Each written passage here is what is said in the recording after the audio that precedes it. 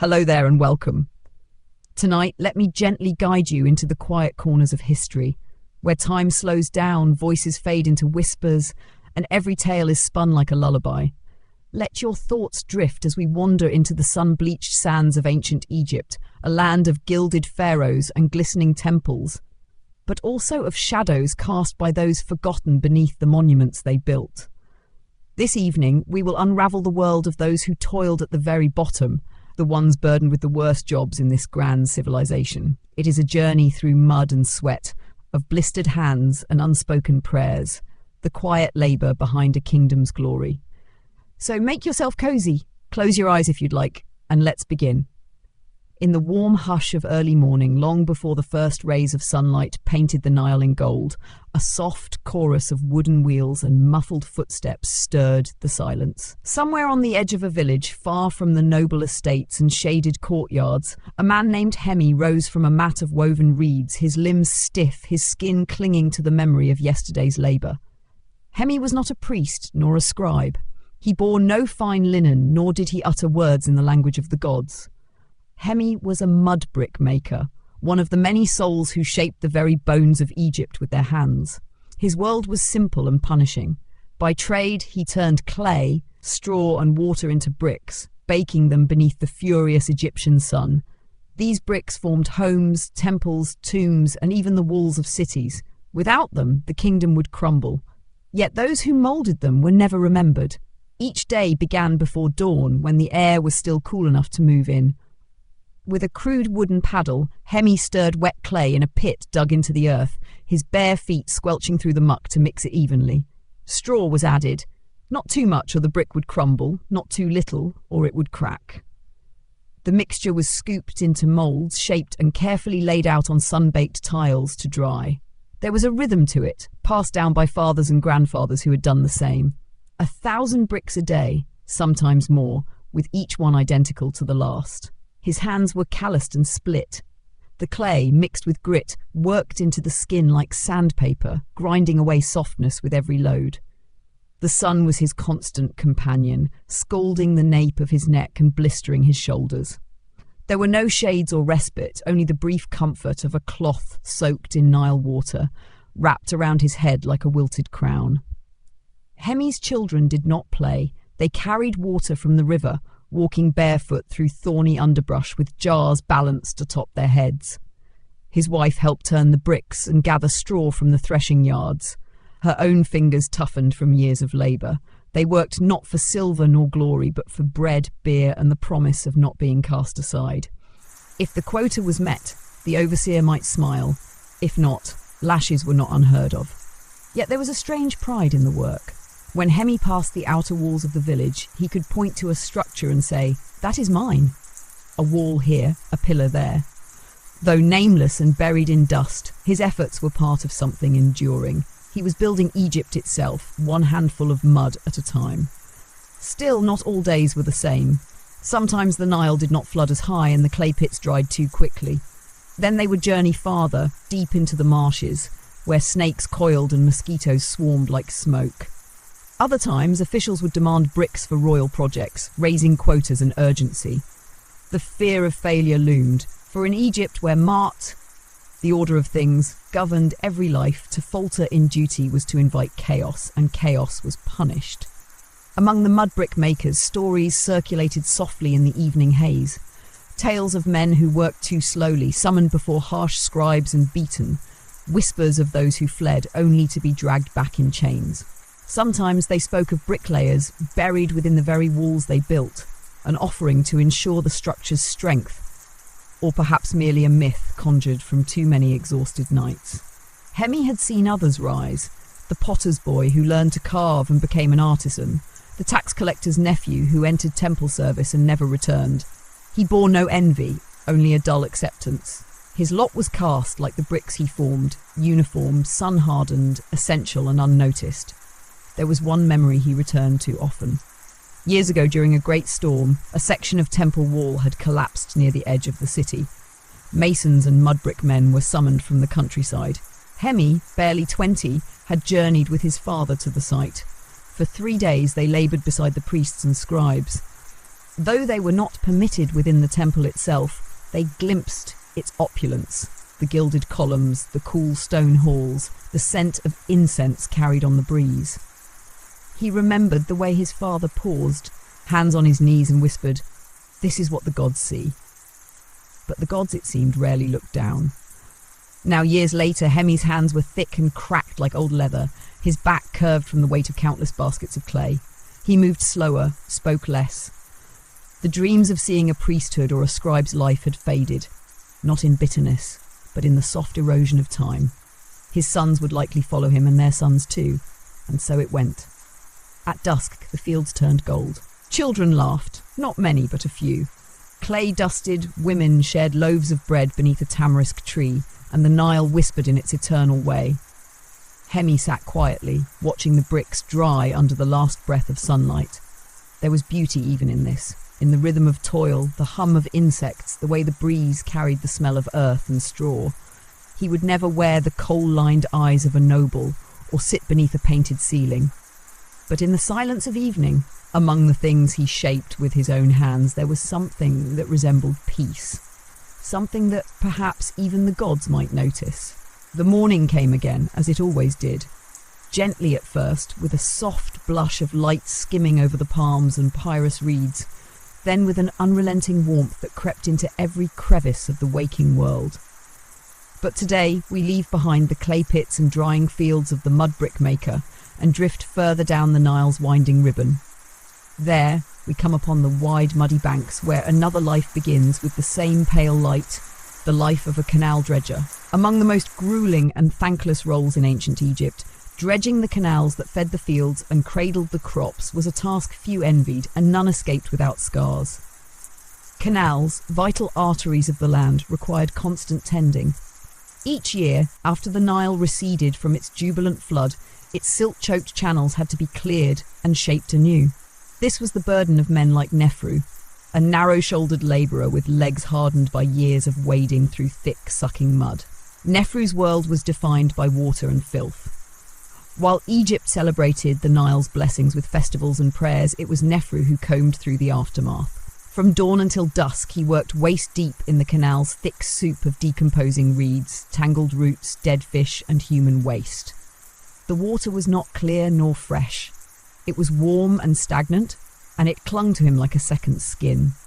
At times it seethed with tiny worms and biting insects, and other times it carried the sharp stink of rot. Armed with only a woven basket and a crude hoe, Nefru scooped away the dense sludge, flinging it onto the banks in wet, slapping mounds. His movements were rhythmic but weary, a dance performed not with grace but with grim necessity. The task was endless. As one section was cleared, another would silt up again. The Nile never slept, and neither did the need to serve it. The overseers, perched upon dry stone platforms shaded by linen awnings, watched silently, tallying each labourer's output. There were quotas to meet, measured in baskets filled, in metres cleared, in hours endured without pause. Those who lagged behind drew swift rebuke, sometimes verbal, sometimes not. The lash did not discriminate between sluggish hands and slow-blooded backs. Diseases were as much a part of Nefru's life as the mud itself. Sores never healed. Fevers came and went like passing clouds. Parasites nestled deep within the gut, and eyes reddened from the perpetual glare of sun on water. Still, there was little recourse. Physicians belonged to the temples, and medicine was reserved for the privileged. For canal men, there was only garlic, beer, and prayers muttered to Taweret, the goddess of childbirth and protection, whose fierce, snouted visage Nefru wore on a small clay amulet around his neck. He was not alone in his work. Dozens of others laboured beside him, gaunt men with hollow cheeks and wiry limbs, their skin darkened not only by the sun, but by the stain of unclean waters. Some sang as they worked, their voices hoarse and tuneless, filling the silence with the comfort of shared misery. Others remained quiet, saving their breath for the work that drained them. Despite the filth and fatigue, there was order in the toil. Older dredgers taught the younger ones how to find the deeper pockets of silt, how to scoop more efficiently without twisting the spine, how to tie their sandals to avoid losing them in the mud.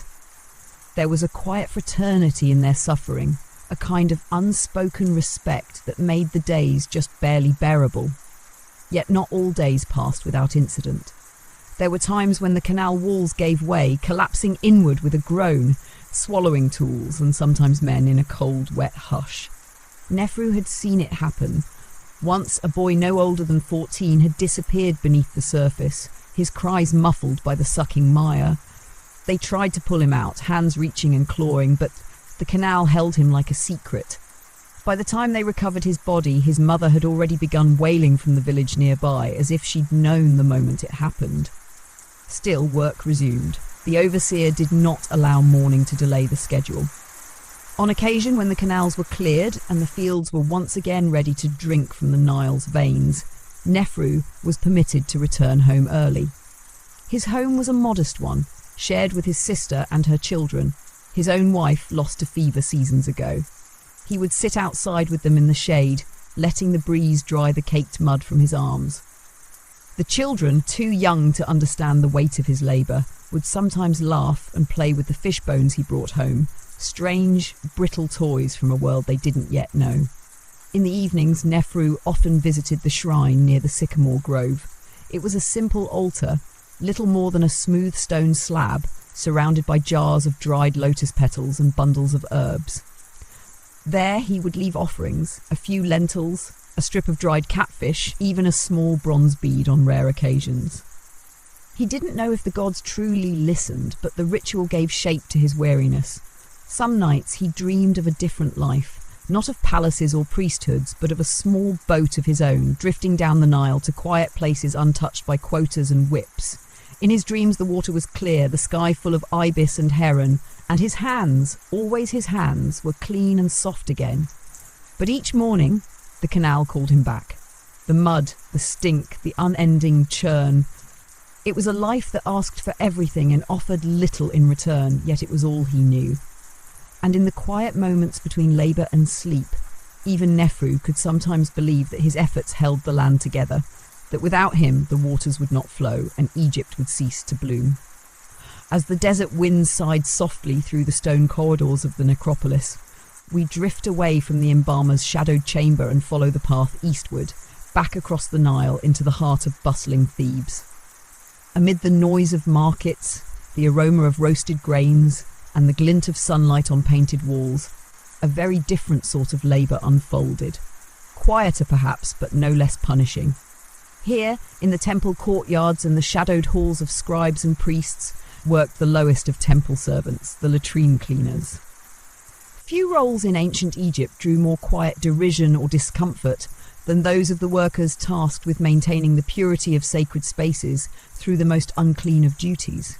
Their presence was necessary but undesirable, their function vital but invisible. The temple of Amun in particular was a place of splendid grandeur, towering columns carved with divine hymns, incense curling like silk through pillared corridors, and priests in white linen offering lotus flowers to the gods. Yet beneath all this splendour, someone had to tend to the practicalities of human life. That someone, on most days, was a boy named Panessi. Barely into his 16th year, Panessi bore a name that meant the Nubian, for his mother had come from the lands farther south, across the gold-rich hills and river bends of Kush. His skin was dark as polished cedar, his hair tightly curled and his gaze often lowered. He wore no jewellery, no sacred talismans, only a simple kilt stained at the edges and a worn sash to tie his hair back. He arrived at the temple before sunrise, carrying a reed broom, a water jar and a satchel of natron and herbs. His task, to clean the latrines, narrow, enclosed spaces tucked behind the colonnades, used in quiet discretion by priests, scribes and visitors to the temple. Though made of stone and shaped with care, they were nonetheless places of odour and mess, and it was Panessi's duty to keep them from offending the gods. With careful hands he swept the floors, scrubbed the basins with reed brushes and sprinkled natron to absorb the smell. He lit small bowls of myrrh to purify the air and whispered a quiet invocation to Heka, the spirit of magic, for protection against unseen illness. For in Egypt, cleanliness was not merely a matter of appearance, it was a sacred state required for any who stood in the presence of the divine. A single foul scent, a single fly buzzing through the wrong chamber, could be seen as a breach of Ma'at, the sacred order.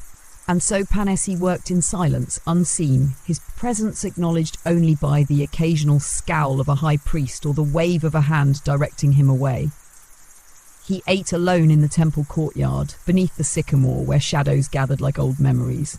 Bread, onion, and a handful of figs made up his meals, humble fare, but enough to keep him upright.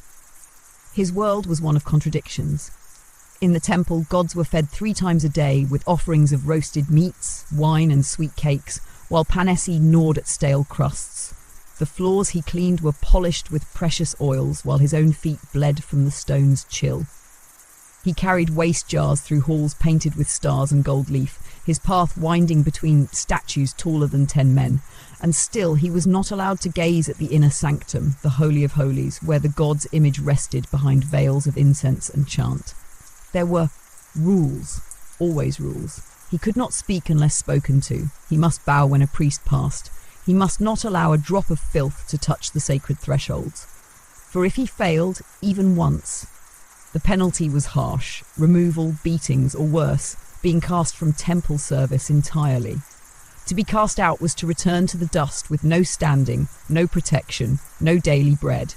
Yet, even within the narrow frame of his labour, Panesi found moments of strange beauty. Sometimes, in the early morning hush, when the first light filtered through the columns and painted the courtyard in pale gold, he would sit for a moment beside the lotus pond and watch the lilies open. The temple cats, sleek and silent, would curl beside him, accepting his presence in a way the priests never did.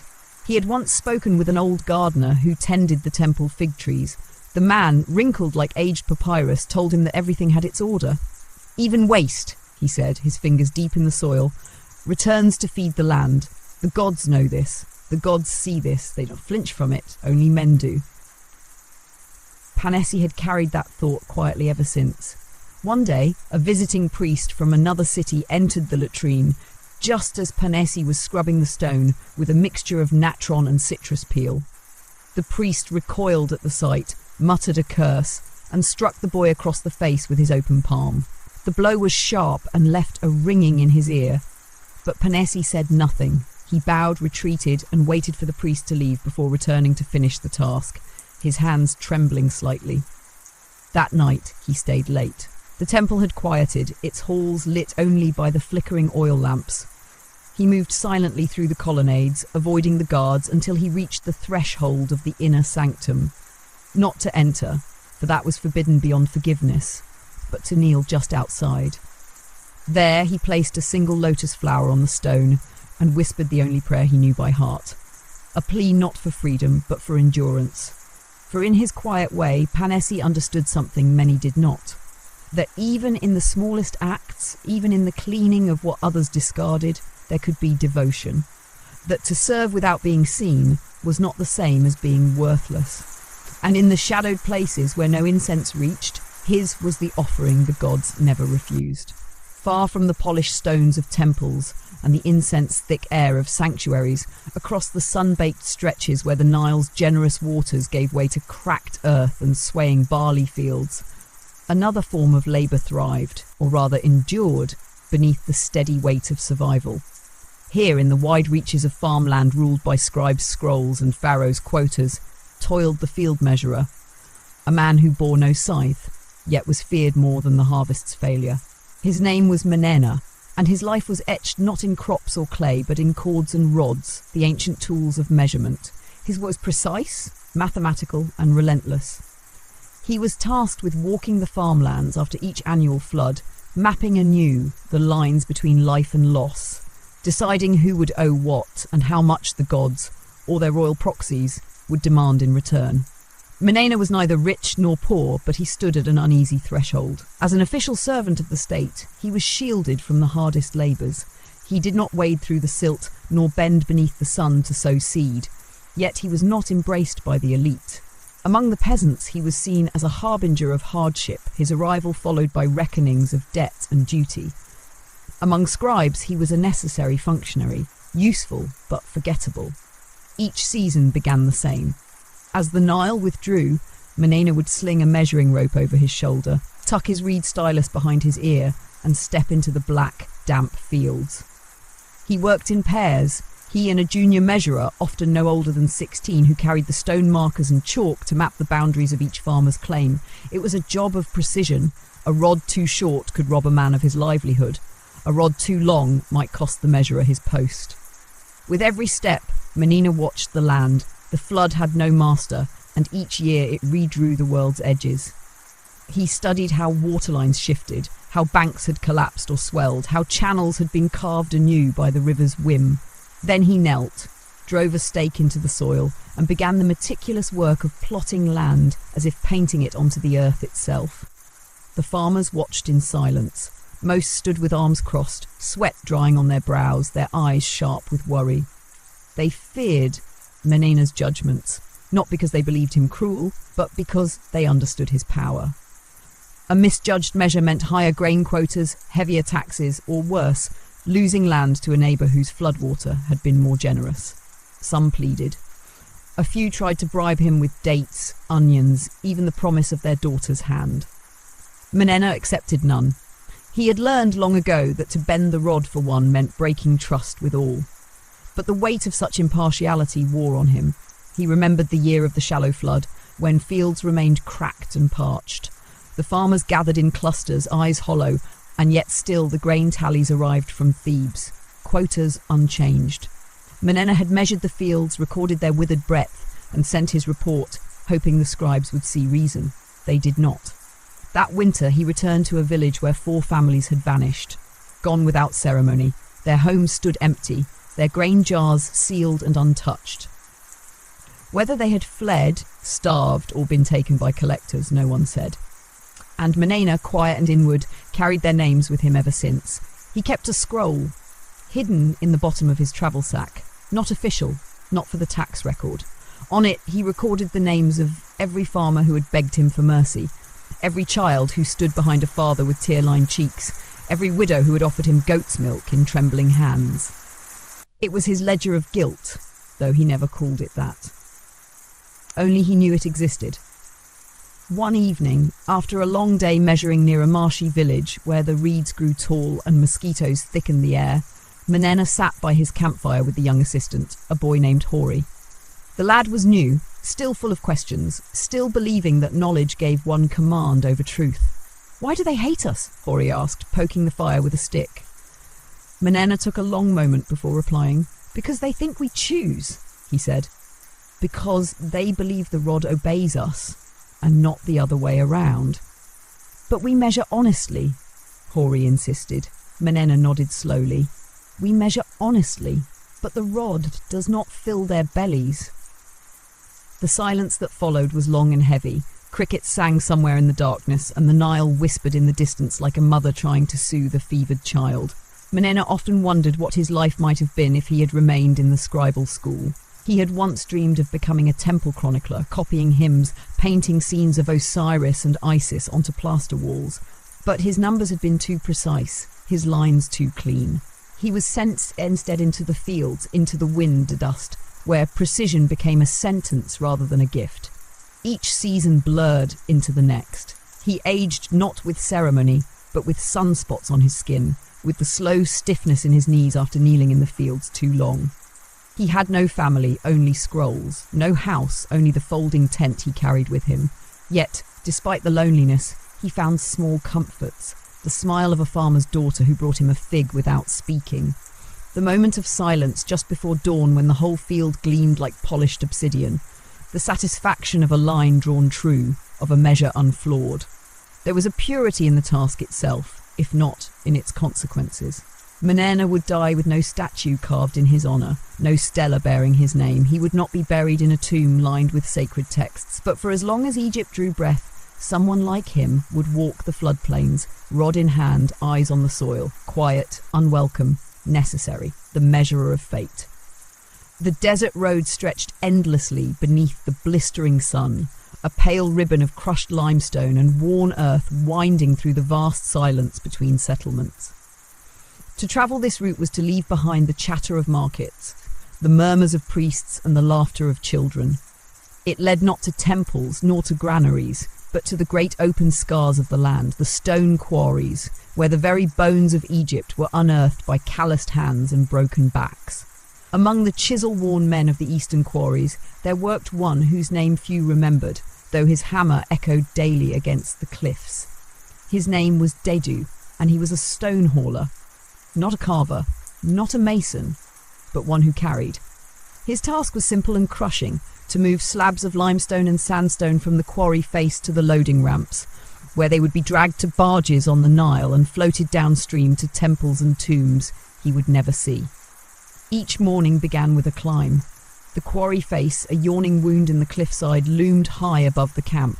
Dedu and his fellow workers scaled its ledges on narrow switchback paths, burdened already with rope, wedges and flint tools. The ascent alone left their legs trembling. By the time they reached the worksite, the sun had cleared the horizon and the rocks were already warming beneath its gaze. There was no shade here, only wind and dust. The overseers shouted orders from above, their voices hard as the stone itself. At Dedu's station, blocks of newly cut stone awaited. They were massive, sometimes taller than a man, sometimes small enough to be dragged by two. Dedu's job was to maneuver these hunks of Egypt's future down the quarry paths without breaking them, without losing control, and without breaking himself in the process.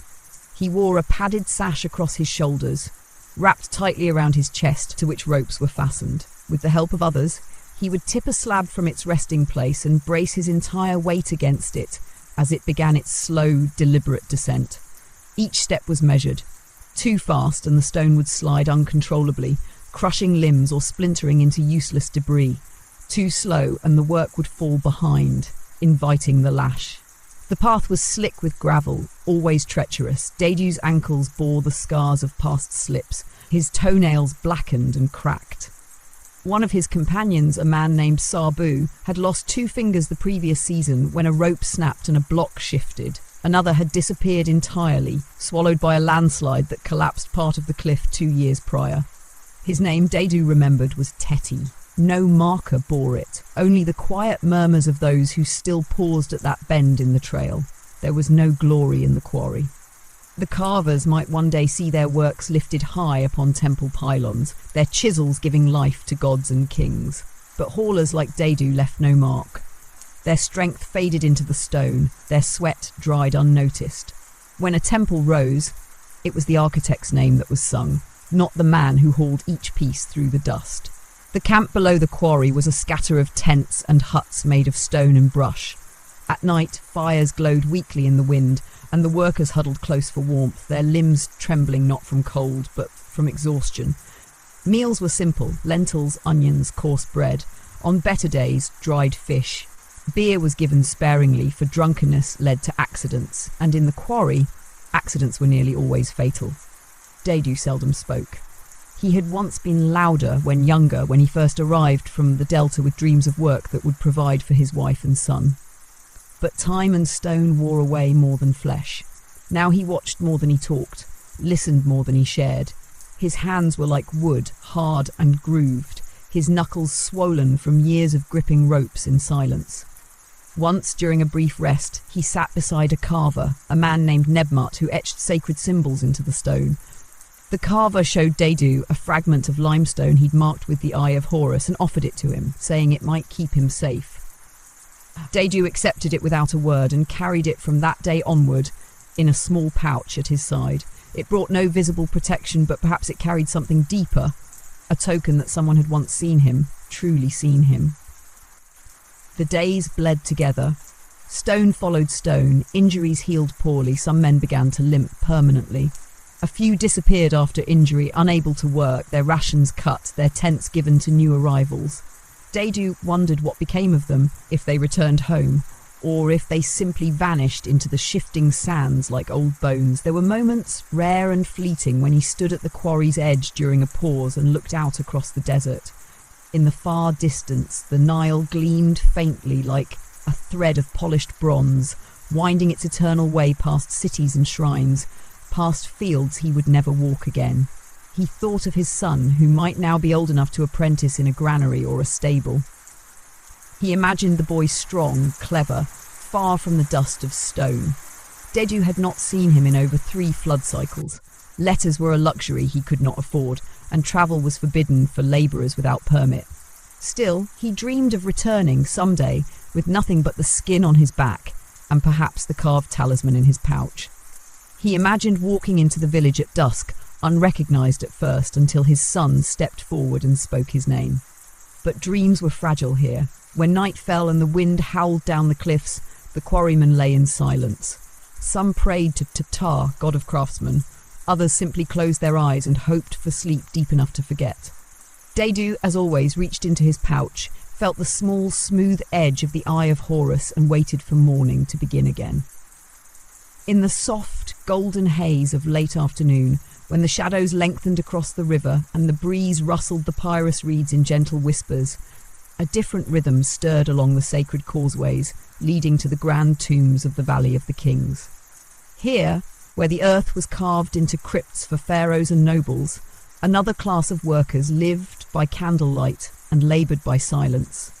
Tomb painters, whose hands told the stories of eternity, yet whose own stories were rarely spoken.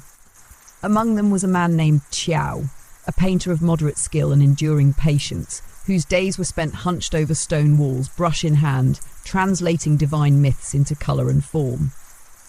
He was not a master, nor even a head craftsman, but rather one of many in the crews assigned to decorate the resting places of kings. His job was to paint what had been outlined by the draftsman, to fill the gods with ochre and lapis, to trace the sunbark across the underworld sky, to bring to life the many-headed serpents that guarded the netherworld's gates. Each morning, Qiao descended into the tomb chambers with his pigments wrapped tightly in linen, his brushes fashioned from split reeds and fibres. The air below ground was still and thick, filled with the faint scent of wet plaster and the residue of oil lamps. Shadows clung to the corners, and the light was never quite enough. Their world was lit by flame and discipline. The process began with preparation. Fresh layers of plaster were applied over the chiselled limestone, smoothed and pressed until it formed a canvas fit for gods. Then came the outlines, drawn in red and corrected in black by senior artists. Only once approved would the painters like Qiao begin their work, applying colours ground from minerals, red from iron oxide, yellow from ochre, blue from azurite, green from malachite. Each shade had meaning, and each stroke was a prayer. Qiao's hand was steady, but his back ached constantly from bending low or reaching high. The walls of tombs were tall, their ceilings arched like the heavens, and the painters climbed wooden scaffolds or knelt on woven mats to reach every surface. Mistakes were not allowed. A single errant line could mar a scene, disrupt the harmony of Ma'at, the sacred balance of order and chaos. The foreman, a stooped man with ink-stained hands named Pacer, walked the corridors with a torch and a critical eye. He spoke rarely, but his judgments were swift. A flawed falcon wing? Repaint it. An Anubis too lean? Redraw him. Qiao had once spent 3 days repainting a single lotus flower that had dried unevenly, his fingers numb from holding the brush too long. But he took pride in the work, for though his name would never be carved into stone, his colours would endure. Sealed in darkness, sheltered from time. He knew this, and sometimes, when the chamber was quiet and the others had gone to rest, he would linger, brush still in hand, adding a small flourish here, a richer hue there. It was his way of speaking without words. Still, there was fear. They worked under strict secrecy, bound by oaths not to reveal the tomb's contents or its location. Guards were posted at the entrances. Supplies were inventoried daily. Anyone caught stealing, even a chip of pigment or a scrap of linen, could be exiled or worse. Tomb robbery was considered not just theft but desecration, a disruption of a soul's journey through the afterlife, and the workers lived in quiet dread of being suspected. Qiao remembered a fellow painter, Kenny, who had once taken home a fragment of blue pigment for his son's naming ceremony. A simple act done in ignorance. When it was discovered, Kenny was dismissed and vanished from the workers' village by the end of the week. Some said he was imprisoned, others whispered darker things. No one dared ask. The workers' village itself, perched on the cliffs above the tombs, was a place of narrow lanes and shared courtyards, of whispered songs and silent meals. The walls were mud brick, the roofs flat and dry. Wives drew water from deep cisterns, children played with carved dolls, and the scent of stew drifted on the desert wind. It was a humble life, but one bound by unspoken reverence. They were the keepers of memory. They shaped the dreams of kings. At night, Chow would sit outside with his wife Henute beneath a sky freckled with stars. She would mend linen while he ground fresh pigment, and they would speak in low tones about small things, the weather, the health of a neighbour, the way the light caught on the hills that morning. Rarely did he speak of the tombs. Not because he didn't trust her, but because the weight of what he painted was too heavy for casual words. Once, during the new moon, he had taken a walk alone through the valley. The wind was sharp and the cliffs loomed like silent watchers. He had passed by a sealed tomb, one he had painted the month before, and paused at the entrance. He placed his hand on the stone, closed his eyes, and whispered a line from the Book of the Dead, one he had painted dozens of times. "I have not caused pain. I have not stolen. I have not spoken lies." It was not only for the dead that these words were meant. In the stillness of the tombs, where paint met stone and myth met memory, Chow left behind not just colour but a fragment of himself. His days were long, his tasks unending, but in every shade of blue, in every curve of a falcon's wing, he whispered life into silence. And in that silence, he found something resembling peace. The breeze that drifted over the delta lands was thick with the scent of fish and salt, stirring the wide leaves of date palms and rippling the sluggish waters of countless canals. This was a region of bounty, where birds danced in the reeds and the earth yielded papyrus and grain, yet beneath its surface lay a life few chose willingly. For in these fertile marshes a grueling occupation endured, practiced by those whom the river both sustained and devoured, the reed cutters and papyrus harvesters. Among them moved a woman named Setepi, whose figure bent with the weight of labour, though her hands moved with grace that belied her exhaustion. Unlike most trades dominated by men, papyrus harvesting was often done by women, not out of reverence, but because their smaller frames could navigate the narrowest reed beds more nimbly, and their wages, unfairly, were deemed easier to suppress. Setepi's day began in the half-light before sunrise, when the marsh mist still clung to the water like breath. She wrapped her legs in linen strips to guard against leeches and bites, wound her hair beneath a plain cloth, and set out barefoot with her gathering blade, a curved tool sharpened daily on a river stone. The other women joined her without speaking. Words were wasted in these early hours, when energy was precious and the air still kind. Together, they stepped into the mire, water reaching their knees, the mud tugging at their ankles like hands of the drowned. The papyrus stood tall around them, thick as a forest, creaking in the breeze. Each stalk was carefully chosen, not too green or it would rot, not too dry or it would split. They cut swiftly, gathering bundles beneath their arms until the weight threatened to pull them down. Then, one by one, they made the slow trudge back to shore, where the stalks were stripped, layered and prepared for pressing. Setepi had done this for nearly 15 years.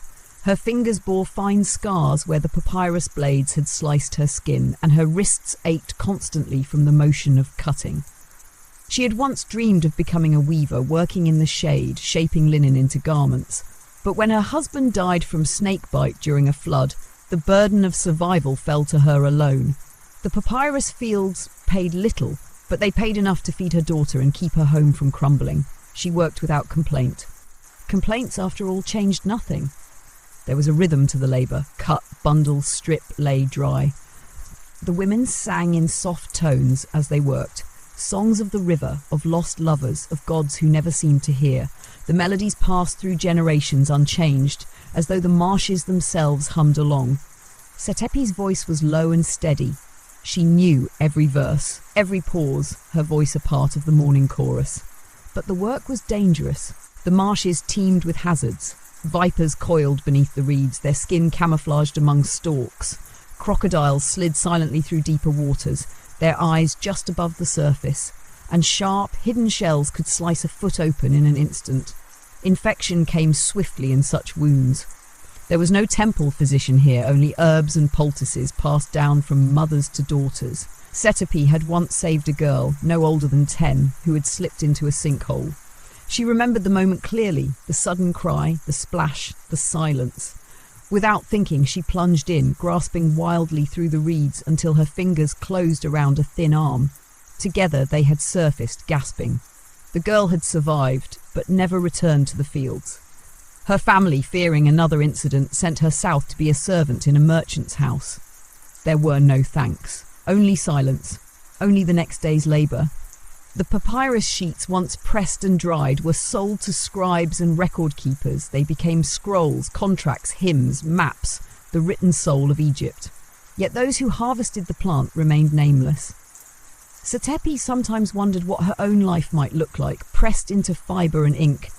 A record of days spent beneath the sun, of nights spent soothing a child's fever with damp cloth and whispered prayers. But her name would never be etched onto scrolls. Only her hands would live on in the silent fibres of paper no one would trace back to her. When the floods came, the marshes changed. The waters rose swiftly, cutting off paths and hiding dangers beneath their opaque surface. The cutting season halted, and the women turned to weaving mats and baskets from the reeds they had stored. Those days were quieter, slower, yet always accompanied by the fear that the waters would not recede as they should. A failed flood meant no harvest, no pay, no food. Setepi sat by the fire one such night, weaving a sleeping mat as her daughter, now nearly grown, combed her own hair in the doorway. The girl had her father's eyes, sharp, amber, thoughtful.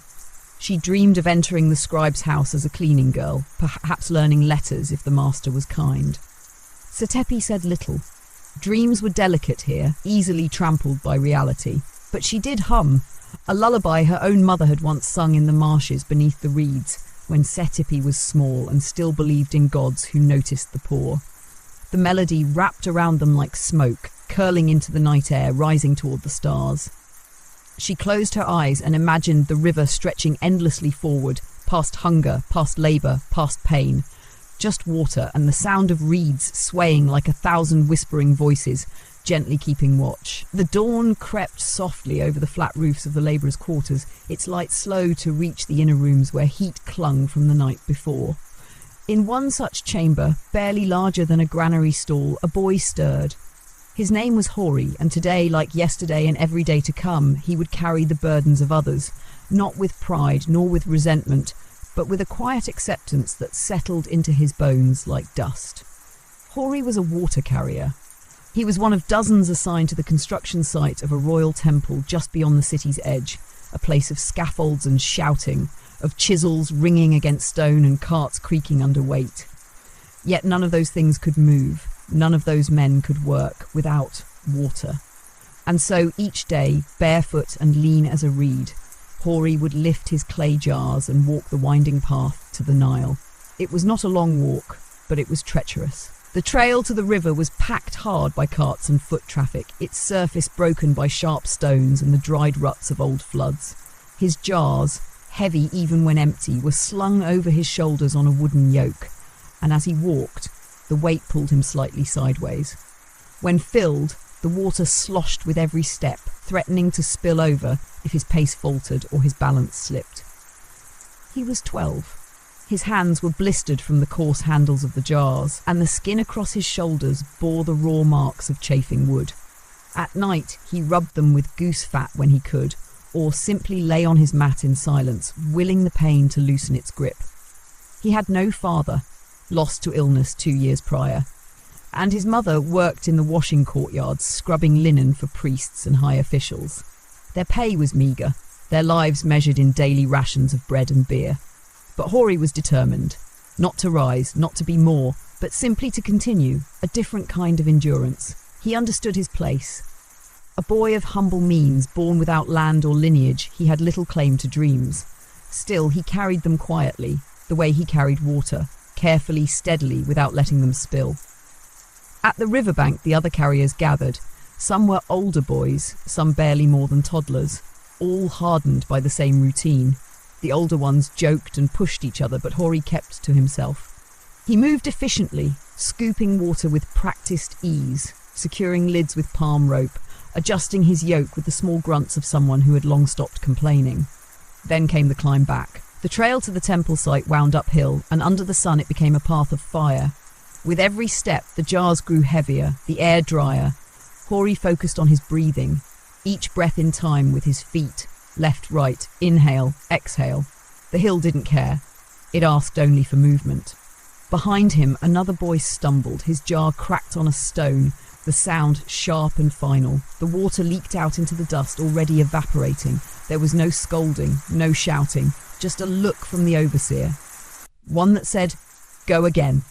And so the boy turned and made his way back down, empty-handed. Hori reached the top and unloaded his jars near the scaffold base. The workers there barely noticed him. They reached for the water like one might reach for shade, expected, necessary, taken. Some grunted in thanks, most did not speak. A few nodded in passing, their hands chalked with stone dust and sweat.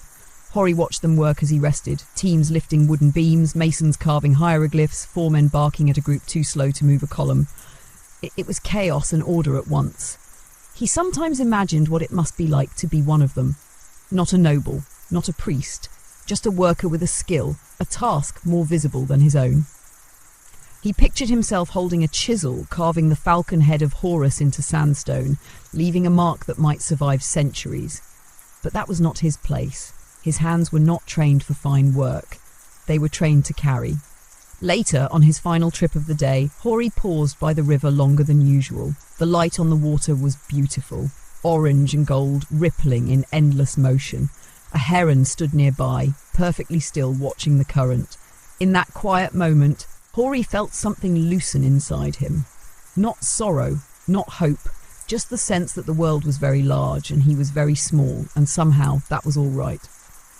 When he returned home that night, the room was dim. His mother was already asleep, her back to him, the scent of soap and ash still clinging to her clothes. He ate a piece of flatbread left on a clay plate, drank from a small bowl and lay down beside her. There were no words exchanged, only the rustle of mats and the sigh of a day ending. As he closed his eyes, he imagined the water he had carried now resting in cool jars near the temple stones, ready to quench the thirst of men building something he would never enter. It was a strange comfort, to be useful in a way that was invisible, to be part of something large even if no one ever said his name. He let that thought drift through him like river water between reeds and fell into sleep without dreams.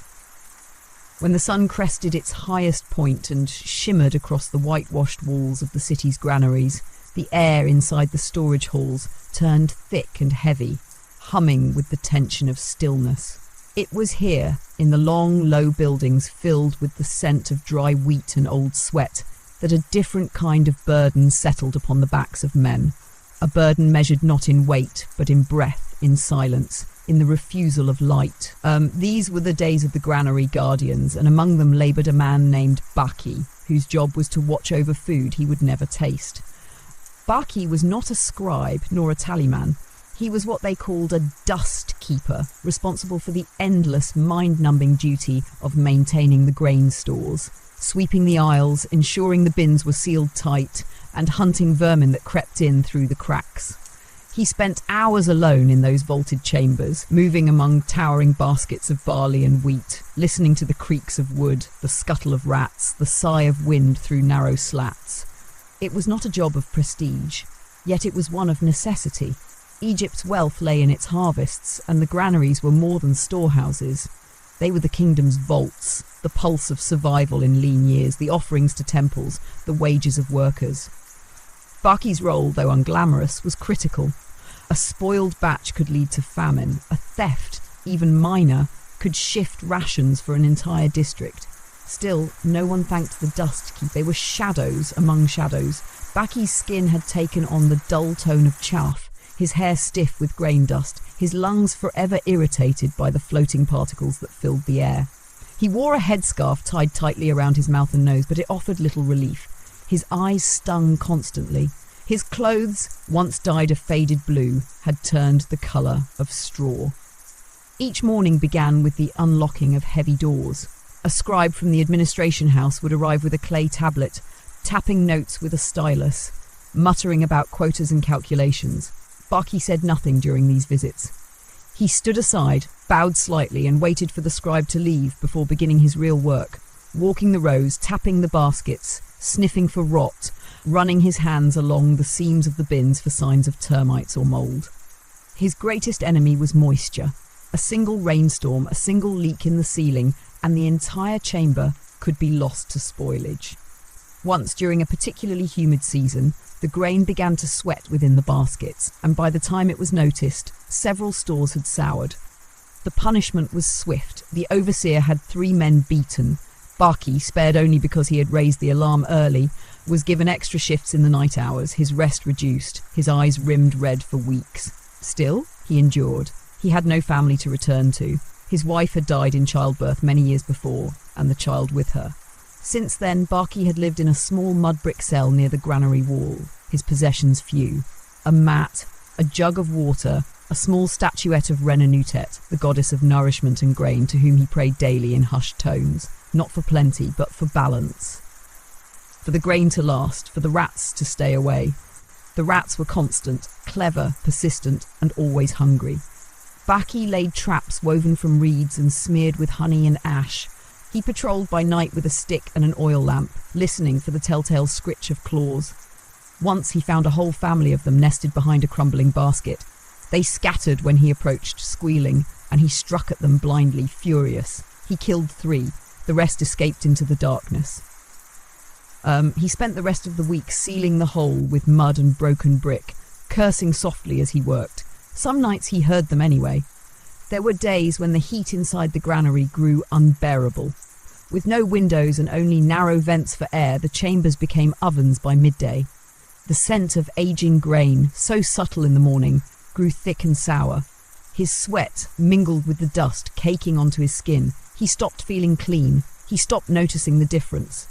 Despite it all, he developed an odd affection for the place. The silence, once oppressive, became familiar. The patterns of sunlight filtering through the slats became his markers of time. He began to name the baskets in his head, not with words, but with impressions. The tall one with the squeaky lid, the cracked one that leaned slightly, the smooth one that never seemed to settle right. And there were moments of strange serenity, when the light fell just so, and the shadows shifted across the woven walls like a river of reeds. Baki would pause, hands still, breath held. In those moments he felt connected, not to people, but to the rhythm of things, the cycle of sowing and storing, of need and provision. He was not part of the story told in temples or sung at feasts, but he was part of the soil, the storage, the safety. He remembered once as a boy standing beside his father in the threshing yard, watching grain pour from a wide basket into the earth. Every seed, his father had said, is a promise. Baki had forgotten that for many years, but sometimes now, alone in the silent halls of the granary, he whispered the phrase again. Not as hope, but as acknowledgement. He did not expect remembrance. He did not seek reward. He only asked that the grain remain dry, the baskets full, the doors sealed. That was enough. And so he swept the dust, one careful stroke at a time, in the quiet world where hunger was held at bay by the simplest of acts. In the outer precincts of the grand estates, where walls rose high to conceal the gardens of nobility, and the air was rich with the scent of lilies and lotus, there moved a different class of servant. Silent, quick-footed, eyes always cast down. These were the palace latrine boys, tasked with duties as old as the stones of Memphis itself, and among them worked a child named Rainy, whose face had forgotten what it meant to smile. He was no older than 9. Rainy's world was a mosaic of thresholds he could not cross. He worked in the servant alleys behind the kitchens, beside the drainage troughs, and near the privies where noblemen sat on cool limestone seats, their waste carried away by the slow water flow beneath. His job was to clean what remained, not with tools or gloves, but with bare hands, cloth rags and buckets of lye water drawn from sun-warmed pots left outside the estate walls. No one spoke to him unless issuing orders. No one acknowledged his presence unless there was something to be removed. He moved between rooms like a ghost, always stepping aside, always listening for the approach of sandal steps or the swish of fine linen. If he failed to bow in time or made noise in the wrong corridor, he was slapped, not out of cruelty, but as if correcting a piece of furniture that had shifted out of place. His mother had once been a singer in the household of a lesser official. After her voice failed from illness, she was assigned to kitchen service. Rainy, born to a labourer and raised in shadow, was marked from the start as one meant to clean. Not to serve food, not to draw water, but to remove filth. Each morning, before the sun had reached the upper balconies, He was already at work. The latrines were checked, the sluices cleared of blockages, and the clay jars emptied. There were no flushes in Egypt's great houses, only pits, drainage channels, and long trenches that carried waste away to hidden corners of the garden. There, Rainy would crouch, using a wooden paddle to push debris down the trench, his nose burning, his breath short. The worst days were after feasts. The morning after one such gathering, Rainy found the privy chamber in ruin. Vomit on the floor, excrement smeared beyond the seat, scented oils spilled and wasted. He cleaned for hours, fingers raw, tears hot on his cheeks, though he made no sound. A passing steward saw him, paused only briefly, then moved on. The boy did not expect help. He only feared being told it wasn't clean enough. There were rules, always. He could not be seen in the garden paths during the heat of day. He could not enter rooms with closed curtains. If he passed a noble child, he must drop to his knees and avert his gaze. He was trained to leave no smell behind, no trace of his passage. The perfect servant, they said, was one whose work was never noticed, because it had already been done. Yet there was a strange elegance in the estate itself. At midday, as he passed along the side corridors with his soiled rags and jars, Rainy sometimes glimpsed into the inner courtyards, fountains trickling into blue-tiled basins, doves fluttering among the branches of fig trees, noble children laughing beneath silken awnings. It was another world, impossibly near, impossibly distant. Once, as he crept through the shadowed walkway by the eastern hall, a girl perhaps his age turned suddenly and saw him. She wore a robe embroidered with beads, her hair braided with shells. She stared, wide-eyed, not with fear or disgust, only surprise. Rennie froze, certain he would be punished. But she said nothing, only watched him. Then, just as suddenly, she turned away and vanished behind a painted curtain. He never saw her again. His shelter was a small lean-to near the waste trench, built from discarded crates and a broken door. There he slept curled against the cold, wrapped in a worn mat. On the wall he had scratched small shapes, birds, fish, and the sun, not for beauty, but to remember something outside of what he lived. His dreams were not of palaces or freedom. They were of cool water, clean hands, and a place where no one turned away. There were older boys in the household, ones who had once done what Rennie did. Some became kitchen hands, some vanished. A few turned cruel, mocking those beneath them. Rennie watched them and stayed quiet. He knew that pain did not grant permission to inflict more. He spoke only to a stray cat that visited him sometimes, thin and grey, which he fed with scraps when he had them. He named her Shesep, gift. On festival days, when music filled the estate and colours bloomed across the walls, Rennie remained behind the lattice screens listening. Not longing, only listening. Music, like laughter, was something he had learned to witness, not expect. And still, it soothed something inside him, like warm stone beneath tired feet. He often wondered if the gods saw him. The priest spoke of balance, of mart, of the order of things. Rennie wondered if there was mart in filth, in cleaning what others discarded. Was it disorder he erased with each wiped surface? Or was he merely invisible? But some nights, when the wind turned cool and the scent of lilies drifted over the garden walls, he felt something near. Not pity, not mercy, just presence. Like a hand resting gently on the earth beside him. And in those moments, eyes closed, hands still blistered, he could almost believe that he was not forgotten. That somewhere in the great tally of life, even a boy who cleaned waste was counted. Along the dusty roadways that wound through Egypt's countryside, where caravans of goods trudged slowly between cities and villages under the watchful gaze of the sun, there travelled a different breed of worker, neither peasant nor merchant, but something in between. These were the transporters of the dead, and among them laboured a man named Kay, whose every journey began with silence and ended with sand.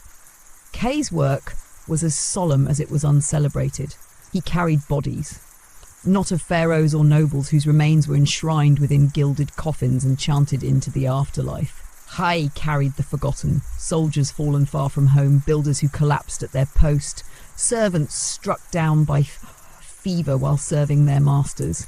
The kingdom demanded that even the lowest be buried properly, but it was left to men like Kay to fulfill that decree.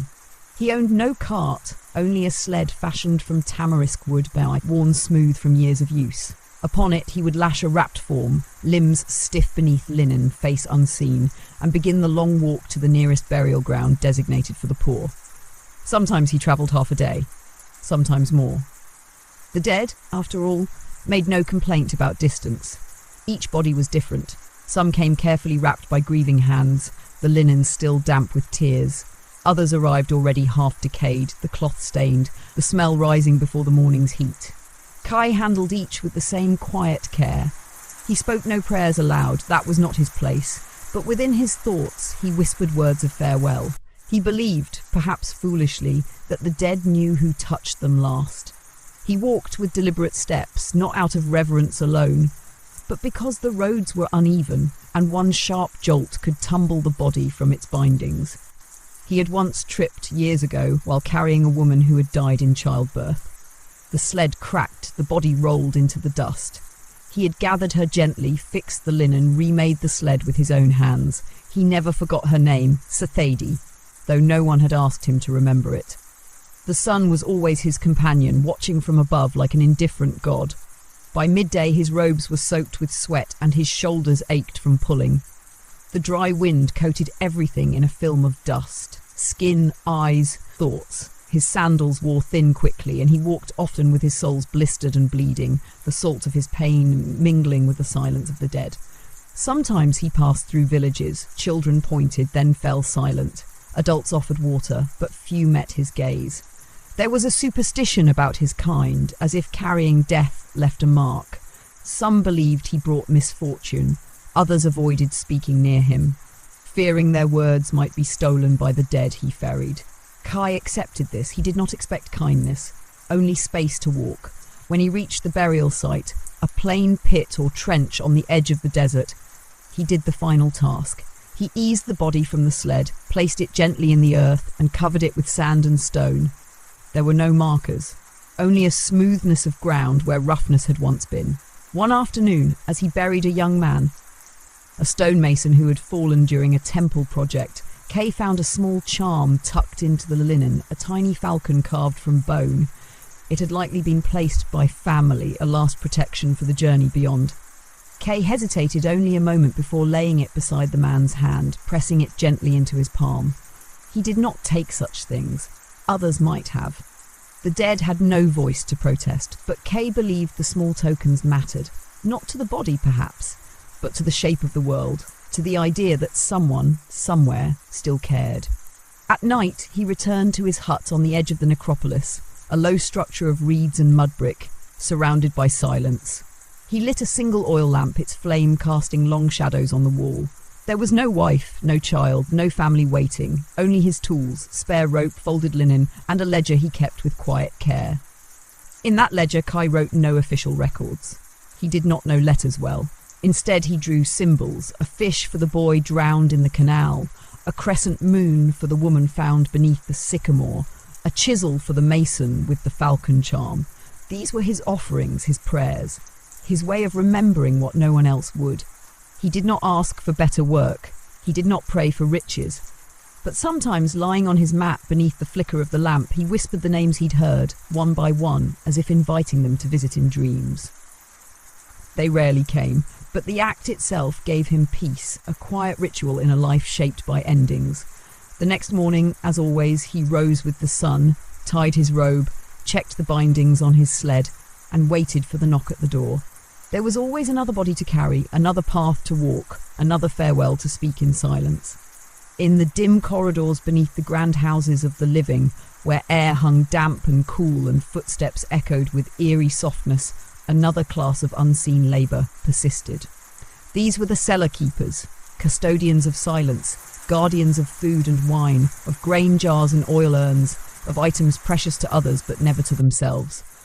And within one such cellar, shaded beneath the estate of a mid-ranking official near Heliopolis, worked a man named Nebre, whose world was lit by torchlight and shaped by shadows. Nebre had not always lived underground. He had once been a farmhand, tending garlic and lentils under the open sky. But after a leg injury slowed his steps, he was deemed unfit for fieldwork. The landowners had no use for someone who couldn't bend swiftly or haul full sacks, so they sent him to the cellars, a place where time passed slowly, and no one cared how quickly he moved, so long as the records remained intact and the mice stayed away. His limp mattered little here.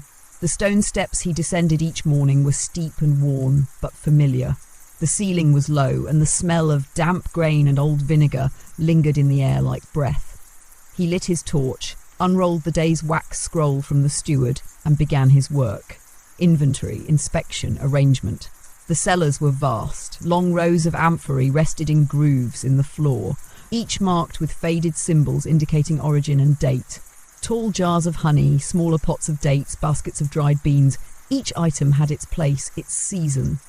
Nibra's duty was to track them all, to know which items were fresh, which must be consumed soon, and which had spoiled. If a single vessel cracked or fermented too early, he had to record it, clean it, and find the cause. There was a strange intimacy to the work.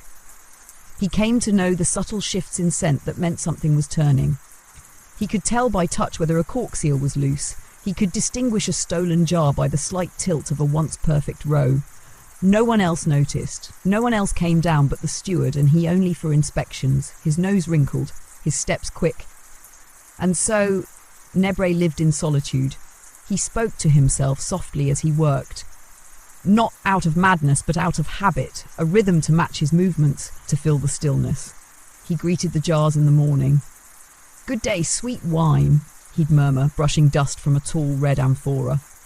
"Still with me, old garlic?" he'd joke, tapping the clay lid of a pungent basket. It made the silence less lonely. It made the jars feel watched, honoured. Mice were his constant battle. Despite traps, they found their way into the baskets of grain, gnawed through the flax cord of wrapped dates. Nibre had become an expert in tracing their tunnels, plugging their roots with stones and bitter herbs. He respected them in a way, their persistence, their cleverness, but he guarded the stores as fiercely as a dog guards its master's gate. There were no windows. The seasons passed above without notice. Nebre marked time by what spoiled and what did not. Figs came and went, olives aged into mush, oils thickened or turned sour. He kept a log of it all, not for praise, but for the steward's records. Once a month, he emerged to hand over the scroll, face pale from lack of sun, voice hoarse from disuse. Then he would descend again. No one thanked him. Not when the family dined on fresh fare, not when the priest guests praised the clarity of the wine. The steward only nodded if the numbers matched. If something was off, even by a single jar, Nebre would feel the sharp flick of a stick against his leg. Punishment layered atop his limp. But he accepted it. He had shelter. He had bread. He had oil. That was more than many. Yet even in the cellar's confines, he found beauty. The way the torchlight glinted on glazed pottery. The cool hush that made every movement feel ceremonial. The scent of cinnamon and dried citrus lingering from a spice crate long emptied. And in rare moments, when everything was in order, he would sit on an overturned jar, close his eyes, and listen to the drip of condensation from the ceiling stones. He dreamed sometimes of the sun.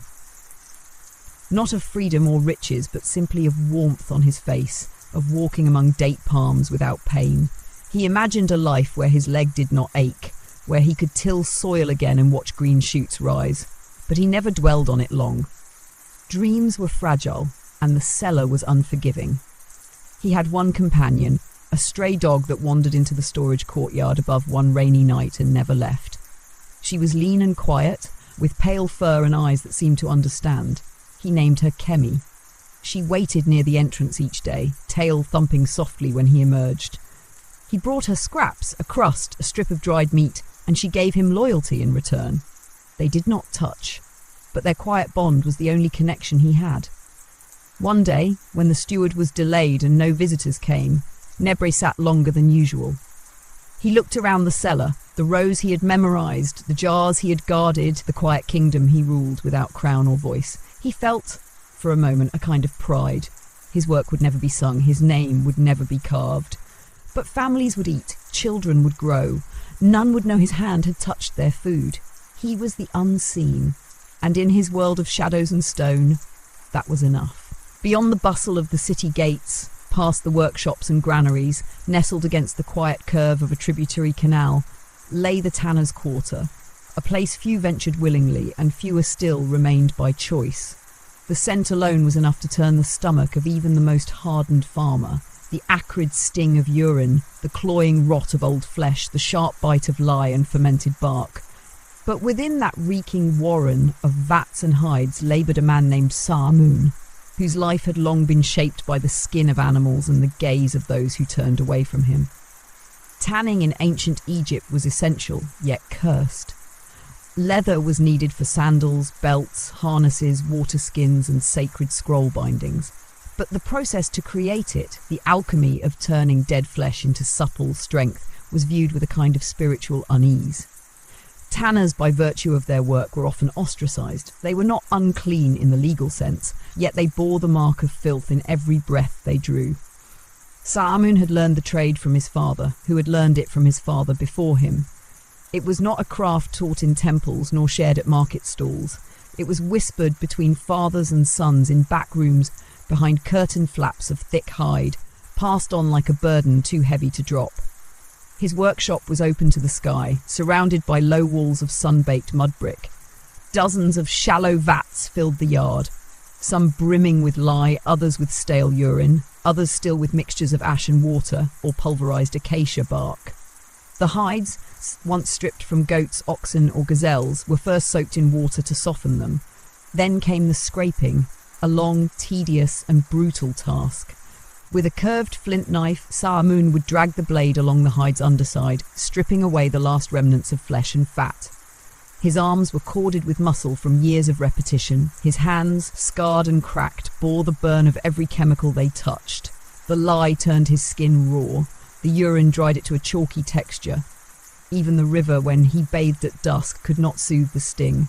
Once scraped, the hides were soaked in the cleansing pits, a mixture of urine and old ash to draw out grease and prepare them for softening. Then came the bark pits, where tannins worked their slow magic. Days, sometimes weeks passed. During this time, Saamun stirred them with a long stick, watching for mould, rot, or splitting. A single spoiled hide was a loss. A dozen could ruin his month. He worked mostly alone. A few younger boys, sons of other tanners, helped carry hide or stir the vats, but they were not yet trusted with blades. The work was dangerous. More than once, Saamun had seen a hand sliced deeply, a foot scalded by spilled lye, a boy faint from the fumes. There were no doctors for tanners, only old remedies. Aloe rubbed into wounds, charcoal pastes, prayers whispered to Selket for the sting to ease. The neighbours avoided them. Even merchants who purchased the finished leather did so quickly, noses covered, eyes averted. "Leave the hides by the wall," they'd say. "We'll count them later." Payment was usually fair, but never generous. They paid for what they needed, not for who provided it. Saamun had long stopped seeking friendship beyond the quarter. He had a wife once, a weaver's daughter who had braved the stench for the sake of love. But after their third year, when the stillbirth came and her cough would not stop, she returned to her family's house by the river. She sent word sometimes. He never replied. Not out of anger, only silence. Like the silence of a cured hide, once part of something living, now only shape and use. At night, after the day's final stirring, he sat beside the drying racks where the hides hung like giant leaves, fluttering slightly in the wind. The air cooled, but the scent never left. It had entered his clothes, his hair, his skin. He doubted he could be rid of it, even in death. He imagined Anubis himself turning away, nose wrinkled, when Saamun arrived at the gates of the afterlife. Yet despite the reek, there was a strange beauty to the craft. The way a ragged skin, limp and bleeding, could be transformed into a smooth, pliable sheet, strong, flexible, lasting. He often ran his fingers along the finished pieces, admiring the grain, the colour. Some he sold, others he kept, tucked away in a wooden chest, not out of greed, but as memory. Each one was a moment, a month of labour, a proof of endurance. On festival days, when the city rang with music and people danced by torchlight, Saamun would stay by his vats. Not because he was unwelcome, though he was, but because the stillness suited him. He would light a small lamp, drink bitter beer from a leather cup of his own making, and hum a tune his mother once sang before she too became a whisper in the stench. He did not wish for another life.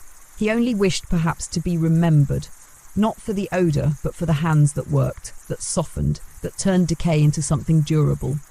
For in every strap of leather, in every binding wrapped around a priest's scroll or a soldier's arm, a part of Saamun endured, quiet, unsung, but strong.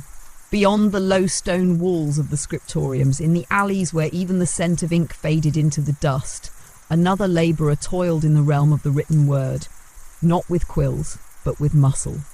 These were the papyrus pressers, the unseen hands who turned marsh-cut stalks into the sacred sheets upon which scribes penned spells, contracts, and histories. Among them worked a man named Heka, whose days were spent beneath wooden beams, pressing water from fibre with quiet persistence. Heka was broad-shouldered, with arms shaped by decades of pressure. His life was not of symbols or ink, but of pulp, weight, and time. The papyrus harvesters brought him bundles each week, long stalks bundled tightly in twine, dripping with river water and stained with mud. His task was to transform them, to peel, soak, press and dry, until what lay in the sun bore the thin, criss-crossed sheen of finished papyrus. He worked beneath an open-air shed behind the estate of a scroll merchant. There was no roof, only beams of palm wood laid across stone posts. The sun beat down through the gaps, and rain, when it came, turned the work to chaos. But such interruptions were rare. Egypt's skies were faithful in their drought. The process began with peeling. Heka slit each stalk along its length, fingers thick with callus, then stripped away the green outer skin to reveal the pale, spongy core. This inner flesh he sliced into thin strips, each no wider than a reed. They were soaked in river water for days, sometimes longer if the plant was stubborn. Then came the pressing. On a flat stone slab, Heka laid the wet strips side by side, forming a horizontal bed. Upon this, he placed a second layer at right angles, forming a crosshatch pattern. He used no glue. The plant's own sugars, released during soaking, would bind the fibres as they dried. A slab of granite was placed atop the layers, and weights, bricks, stones, anything heavy, were stacked above. Each sheet remained under pressure for a full day, sometimes more, depending on the air's temper. The heat was both ally and enemy. It dried quickly, but could crack the sheet if rushed. Heka could press 20 sheets a week, maybe more if the weather held. But quantity mattered less than quality. The merchant was exacting. A single wrinkle, a single tear, and the sheet was rejected. Heka kept the ruined ones for himself, tucked in bundles beneath his bench. He had a pile of them, half a cubit tall, never written upon. Sometimes he imagined what they might have held. The name of a god, the confession of a lover, the list of a household's debts. Blank now, they remained mute. He lived alone in a small hut beside the pressing shed. His roof leaked, his floor was packed earth. A jug of water and a loaf of barley bread marked most of his meals. Yet he was not bitter. He liked the weight of his work. He liked the way the sheets felt when he peeled them free, dry and smooth, the fibres melded like threads of destiny. Once in his youth he had dreamed of writing. He had watched the scribes dip their reeds and glide over papyrus with movements like dance. But he had no schooling, no patron. His letters, learned from a travelling monk during a rare pause in work, were crooked and few. Still, he scratched them into discarded sheets at night, his name the names of birds, of tools, of winds. He knew he would never be read, but still he wrote. The act itself was its own kind of faith. One season, a scribe's apprentice came to the workshop to collect a batch. A thin boy with coal-ringed eyes and clean hands. Heka offered him water, but the boy refused, turning his face away slightly. Not in cruelty, only the reflex of one raised to think ink was cleaner than sweat. Heka didn't mind. He handed over the stack, the top sheet gleaming in the sunlight, the layers perfect. "Where will these go?" Heka asked softly. The boy blinked. "To Thebes, to the House of Life." A temple library, a place where scrolls lived longer than men. Heka nodded, saying nothing more. But that night he sat by his bench and took one of his rejected sheets, rough, a little warped, and pressed his hand into it, leaving a smudge of oil and dust. No words, just touch, just proof. He sometimes wondered if the gods took note of hands like his, not the ones that held reeds and wrote hymns, but the ones that made the paper, that bled in the making. He had no amulets, no charms, only a knife for peeling, a stone for pressing, and the rhythm of work passed down like an inheritance no one asked for. When the moon rose over the canal and the frogs began to sing, Heka sat with his back against the stone slab, head tipped toward the stars. He breathed slowly, the scent of damp fibre still clinging to him, and watched the wind play through the bundles of drying papyrus like unseen fingers rifling through silent pages. In that moment, he was not forgotten. Not by the sheets he'd made, nor by the stars that bore witness to every life written in labour and pressed into being without a word. At the furthest edge of Egypt's busy port towns, where boats jostled for space along the Nile's crowded banks and the shouts of traders rose like gulls into the sky, there existed a kind of work that bore no celebration, no legacy, and no temple offerings. It was the work of those who cleared waste from the public canals, the dredgers of filth, the silent keepers of flow. And among them was an ageing man named Parameses, whose name echoed ancient glory, but whose days were spent ankle-deep in refuse. Parameses was born under a different sky. He once served in the army, a charioteer, fleet and proud, his name whispered through training fields with respect. But time and wounds had taken their toll. A shattered leg from a Nubian campaign left him limping, and though he could still lift a spear, there was no place for him in formations where speed was God. Discharged, half-paid, forgotten, he drifted until the canal authorities offered work. It was not noble work. It was not meant to be. The public canals in the lower districts were narrow, clogged with runoff from homes, latrines and market waste. Every week they overflowed, spreading their contents into the alleys, a stew of rot, offal and discarded things best left unnamed. If left too long, the water would stagnate, disease would bloom, and the city's heart would begin to choke. And so the dredgers came, not with boats, but with baskets, rakes, and calloused feet. Parameses was their elder, if not by title, then by years. His limbs still held strength, and his eyes missed little. Each morning he tied a strip of linen soaked in vinegar around his nose and stepped barefoot into the black water, the slime rising to his shins. He moved slowly, searching the murk for blockages, branches, rags, animal corpses, and pulled them free with a hooked pole. Each load he shovelled into a basket, which younger workers carried away to be burned or buried. The work was endless. One day's clearing could be undone overnight by a single storm or careless merchant. The water was never truly clean, only slightly less foul. The stench seeped into clothes, into skin. Parameses no longer noticed it. It had become his scent, his armour, his shadow. He was not unkind. He trained the younger men with quiet patience, showing them how to test the depth with a toe, how to lift with knees, not back. He warned them of the sharp things buried below, broken pottery, rusted fish hooks, snake carcasses, and how to spot the ripple of leeches. Many came and left within weeks, unable to bear it. Those who stayed learned to move like him, slow, steady, without complaint. The city above never thanked them. Children pointed and laughed. Women turned their faces. Men crossed the street. When officials visited, they stood at a distance, giving instructions without looking directly. But the dredgers knew. Without them, the city would drown. There were accidents. Men slipped, hit their heads, vanished into the muck. Fever struck in waves, boiling in the blood, leaving joints swollen and minds confused. Parameses had survived 5 such fevers. He drank boiled garlic water every night, more superstition than cure. He slept on a reed mat beneath a fig tree near the canal's bend, with a dog curled beside him and a spear shaft, broken long ago, laid at his side like a relic of a forgotten life. Once a month he visited a shrine to Hapi, the god of the Nile's bounty. It was a modest structure, half sunk in mud, adorned with wilted lotus and copper bowls turned green with age. He brought no offering but water, drawn from the cleaner parts of the canal, and poured it into the basin, not to plead, not to beg, only to honour the river that gave life even as it swallowed so much. He carried in his heart the memory of galloping chariots, of battle cries and banners in the wind. But he did not resent the ditch. The chariot had been glory. The canal was survival. Both were service. Both had left scars.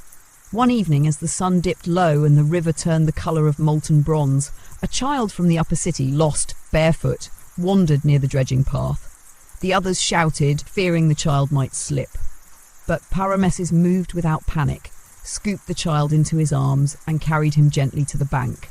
The child's mother arrived moments later, frantic, horrified to see her son held by a man coated in black filth. She recoiled, took the child with trembling hands, said nothing. Parameses nodded, turned back to his work. Behind him, the boy looked once over his mother's shoulder, not in fear but in wonder. His eyes met the old man's. He did not look away. That night, under the fig tree, Parameses cleaned his hands slowly with river sand. He listened to the water moving through the canal, thick, steady, humming like the blood in his veins. He touched the scar on his leg, then the side of his jaw, where a fever had once left a pale mark. He thought of the boy's gaze, unflinching, and for a moment he allowed himself the faintest of smiles. He was the dredger, the one who cleared the rot, who bore the weight of all things discarded. No name carved in stone, no prayer spoken for him in the house of life. But Egypt moved because he moved. Egypt flowed because he cleared the way. And in that, perhaps, there was something like peace.